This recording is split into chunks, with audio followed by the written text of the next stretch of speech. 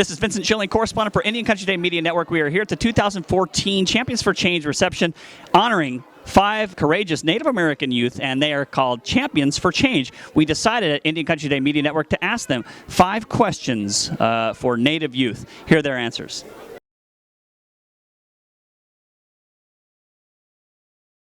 How can Native youth make a difference using social media? Actually, right now I'm working on a blog to promote fitness, nutrition, and fighting against obesity and eating disorders. So I really encourage them to step out of their comfort zone and enter the social media world, not only for personal reasons, but to promote their causes, and don't let anyone hold them back. They can promote a positive image, and they can show change that is happening, and they can also connect in a different way towards everybody in Indian country. So I feel that social media, when used properly, can be a really great tool to connect with other people, no matter where you are. I also feel that it is very dangerous in the terms that if you use it incorrectly, it can end up affecting your life more than you thought it would.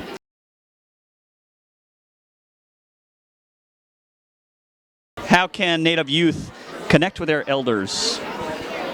Native youth connecting with their elders, I feel, has gotten a lot harder these days, but I definitely think they should go out and look for the people who still want to try, like their grandparents, their friends' grandparents, if they've lost their own. And they just got to talk and get the stories, because like everyone knows, the natives, their story and history is very oral. So you just got to sit down and get those stories at dinner or just hanging out, because I love telling stories with my grandpa. He's full of stories. It's great.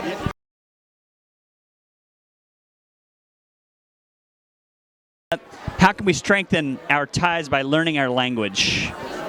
Oh, we can strengthen our ties a lot, because if you look at it, we have a great opportunity to learn our language these days, because back then a lot of our grandparents and people before them went to boarding schools where they weren't allowed to speak their language, and that they'd get hit or something if they did speak their language. It's like the key to everything, really.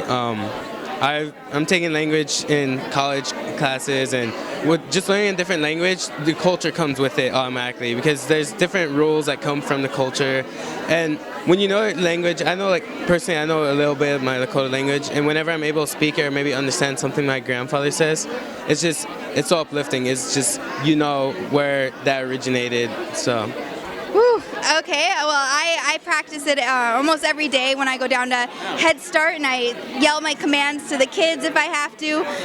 So I guess by practicing, just keep practicing and try to find a program. Just always try to invest yourself in learning educational-wise through your language. So you yell the commands? I do. When they're running, I'm like, walk. Like. Let me hear an example. Like they're doing something bad.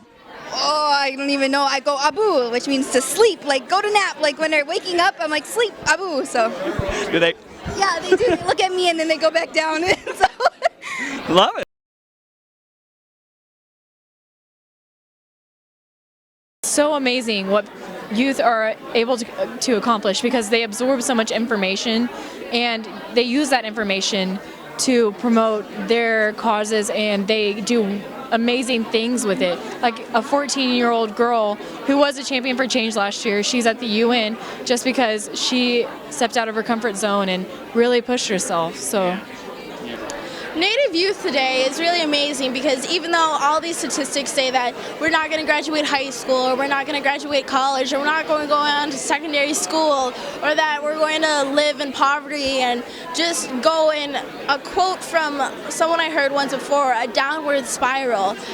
It's really depressing when you think about it. You're just like, well, if everyone's saying this is going to happen, isn't it going to happen then? But it's really amazing for Native American youth that they continue to hope and they continue to strive, and like the 5 of us, they have their own programs and they try and improve their community at one step at a time, whether it's just improving themselves bit by day, improving their family bit by day, or improving everyone else around them every day. So that's really what's amazing to me, is that even though everyone says that we can't do it, we do. Wow, it's impressive. How can we connect with tradition in today's technological age? Okay, I do this already. I'm involved with a lot of groups on Facebook, so you can get story groups, you can get language groups, and so through technology it's easier to share. And so the ability to share with just everybody, relatives across the country who have moved. So I guess sharing your culture has been the easiest way through technology.